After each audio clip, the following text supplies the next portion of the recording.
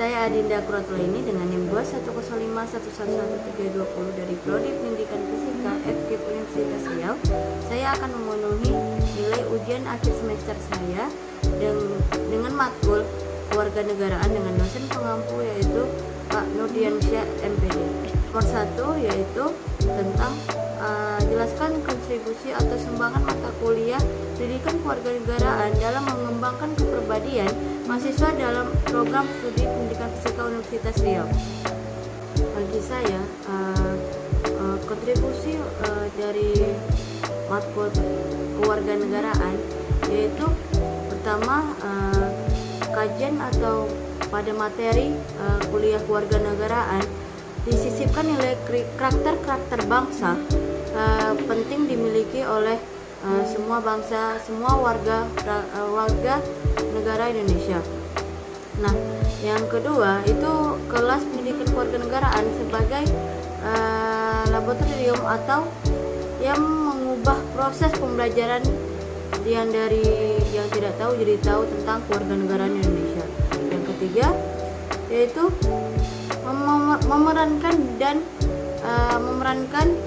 memerankan masyarakat dan lingkungan sumber belajar pendidikan kewarganegaraan. Soal kedua yaitu apa target saudara pasca mendapatkan materi pendidikan kewarganegaraan di perguruan tinggi, hubungkan dengan komitmen upaya pemberantasan korupsi. Nah, bagi saya kita boleh contohnya kayak gini. Kita lihat di sila keempat Pancasila bahwa harus ada pemimpin yang bertanggung jawab, tetapi banyak juga kita lihat sekarang pejabat-pejabat negara yang melakukan korupsi. Untuk itu kita setelah mempelajari materi ini kita akan ingin berkomitmen untuk memberantaskan korupsi di Indonesia. Tanamkan sejak dini sikap untuk menghindari korupsi dan pencegahan korupsi dapat dilakukan sejak dini. Nah, yang kedua, pemerintah harus tegas untuk menghukum pelaku korupsi.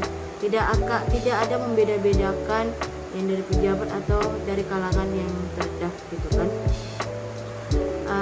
Dari masyarakat juga harus memberi suara terhadap pemerintah di Indonesia. Karena jika pemerintah Indonesia ini kita nggak ada suara untuk memberantaskan korupsi di Indonesia, dia akan diam saja. Tetapi di saat di saat masyarakat memberikan suara, ada juga yang kayak tutup telinga pemerintahnya. Itu yang kita membuang sifat pemerintah Indonesia. Bangsa Indonesia sebagai bangsa yang hidup bersama-sama dengan bangsa lain di dunia harus memiliki identitas nasional. Mengapa? Identitas nasional itu penting bagi bangsa Indonesia. Sebutkan salah satu identitas nasional bangsa Indonesia dan jelaskan alasan bangsa Indonesia sepakat menggunakan sebagai identitas nasional. Nah, identitas nasional penting untuk kewibawaan negara dan ciri khas Indonesia. Identitas nasional akan memunculkan rasa saling hormat sesama manusia dan pengertian, sehingga tidak ada perbedaan antar satu sama lain dan antar negara. Nah, kedudukan sejajar ini karena setiap negara mengakui kedaulatan negara lain. Nah, salah satu identitas nasional bangsa Indonesia yaitu Pancasila. Kenapa Pancasila itu dipilih? Karena bangsa Indonesia salah satu dari masyarakat internasional yang mempunyai prinsip dan sejarah yang berbeda dengan negara-negara lain. Prinsip dasar filsafat dijadikan sebagai dasar filsafat hidup bangsa dan bernegara berupa Pancasila. Nah, nomor 4 yaitu carilah salah satu kasus berkaitan dengan masalah demokrasi yang terjadi di Indonesia menurut Anda.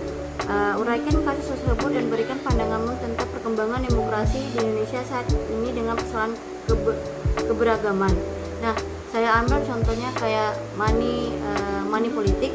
Nah, di situ kan money politik pemerintah yang menjabat, yang akan naik jabatan atau kayak pemilihan pemilu itu akan turun ke masyarakat untuk meminta suara mereka agar memilih mereka gitu kan.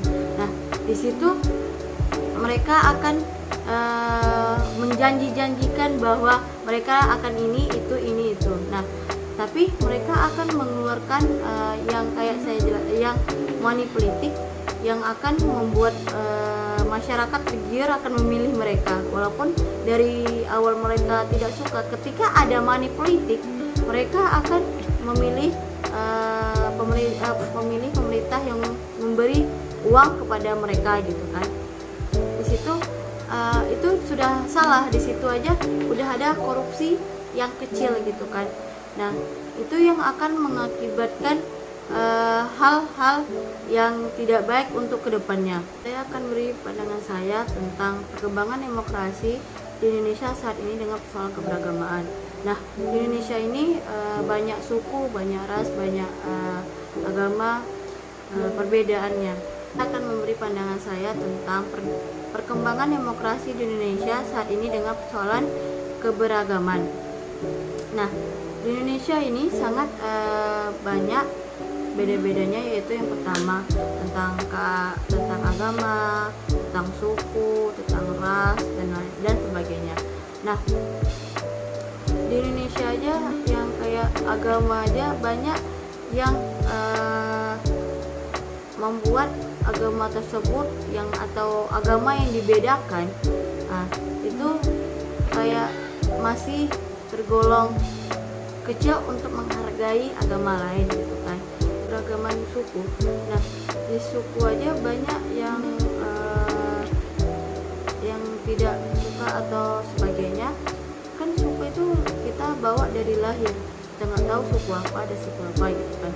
Nah, tapi banyak yang kayak membuat suku A dan suku B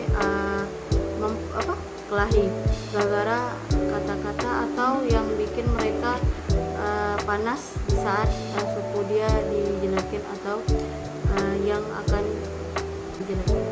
Nah, untuk menyikapi keberagaman beragama yang diperlukan tidak lain adalah saling toleransi, saling menghargai dan saling menghormati antar umat di Indonesia. Nah, di Indonesia, jelaskan masalah kewarganegaraan di Indonesia terkait dengan keberagaman, hubungan antar agama, suku, ras, dan antar golongan. Cari satu kasus, uraikan kasus tersebut dan berikan pandangan terkait keberagaman di Indonesia saat ini. Nah, keberagaman masyarakat di Indonesia merupakan kekayaan bangsa Indonesia. Hal ini juga menjadi daya tarik bangsa lain terhadap bangsa Indonesia. Di balik semua itu, keberagaman masyarakat di Indonesia memiliki potensi timbulnya berbagai masalah dalam masyarakat. Sebab salah satu karakteristik keberagaman itu adalah adanya perbedaan. Kasus yang bisa kita ambil yaitu konflik di Poso. Nah, konflik di Poso ini antar agama Islam dan agama Kristen. Nah, yaitu pada tanggal 24 Desember 1998, insiden saat itu terjadi karena pertikaian antar pemuda yang kebetulan berbeda agama. Nah, tapi lantas munculnya sentimen keagamaan yang cukup tajam antar umat Islam dan Kristen, dan lantaran bertepatan dengan momen perayaan Natal dan Ramadan yang bersamaan. Isu tersebut berkembang sedemikian rupa hingga akhirnya mengakibatkan perpecahan. Namun begitu Komnas HAM pada saat itu meyakinkan bahwa kerusuhan tersebut tidak ada berkaitan dengan perbedaan agama. Tak ada ketegangan antar agama, dan konflik antar agama ini bukan di saat tahun itu aja, tapi tahun-tahun berikutnya ada terjadi lagi. Nah, di mengatasinya yaitu polisi cari tahu kenapa bisa terjadinya konflik itu terjadi. Soal nomor 6 yaitu NKRI adalah negara yang terdiri dari ribuan pulau, dengan demikian sering dikatakan Kepulauan Nusantara. Pertanyaannya, upaya apa harus dilaksanakan dalam rangka sosialisasi pengembangan wawasan Nusantara tersebut?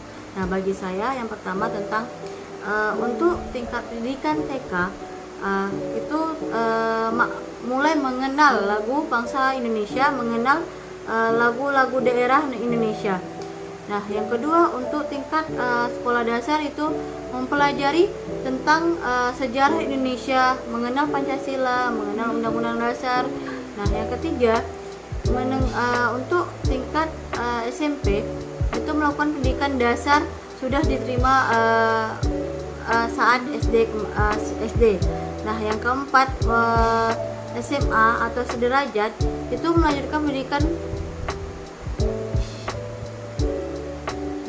Nah, untuk tingkat SMA itu pertama sudah diterima di tingkat SMP secara aplikatif agar menghayati pentingnya bela negara dan rasa cinta tanah air, rangka untuk mempertahankan keutuhan rasa persetujuan kesatuan Indonesia. Itu dari sejak dini mengenal dari kecil itu mengenal hal-hal kecil untuk Indonesia, yaitu lagu daerah dikenalkan ke anak-anak kecil sampai SMA atau sampai dewasa itu masih mengenal dari lagu daerah sampai menghayatinya tentang keberadaan bangsa Indonesia, yaitu tentang Pancasila, Undang-Undang Dasar dan sebagainya.